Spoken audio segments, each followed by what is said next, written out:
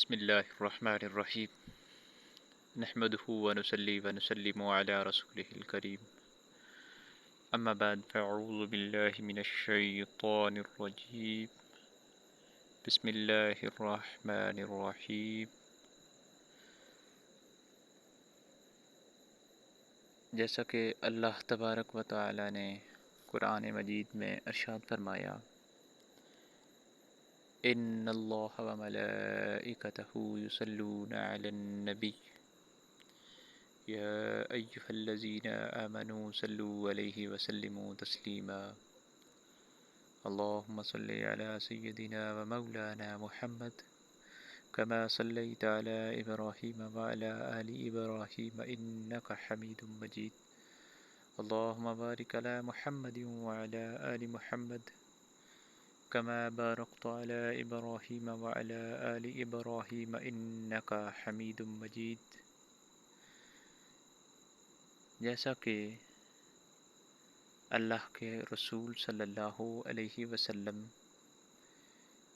کی بارگاہ اقدس میں درود پاک کا نذرانہ پیش کرنے کے بعد میں اس بات پہ چلوں گا کہ درود پاک کی کیا فضیلت ہے.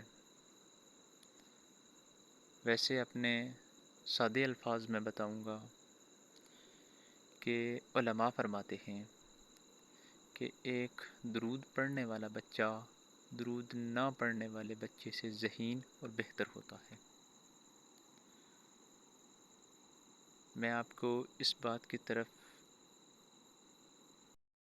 جانا چاہتا ہوں کہ اللہ تبارک و تعالی نے حضرت محمد مصطفیٰ احمد مجتبیٰ صلی اللہ علیہ وسلم پر خود بھی درود بھیجا اور فرشتوں نے بھی بھیجا، درود پاک بھیجا، اور تمام مومنین کو بھی حکم دیا کہ محمد رسول اللہ صلی اللہ علیہ وسلم پر درود پاک کا نذرانہ پیش کیا کریں.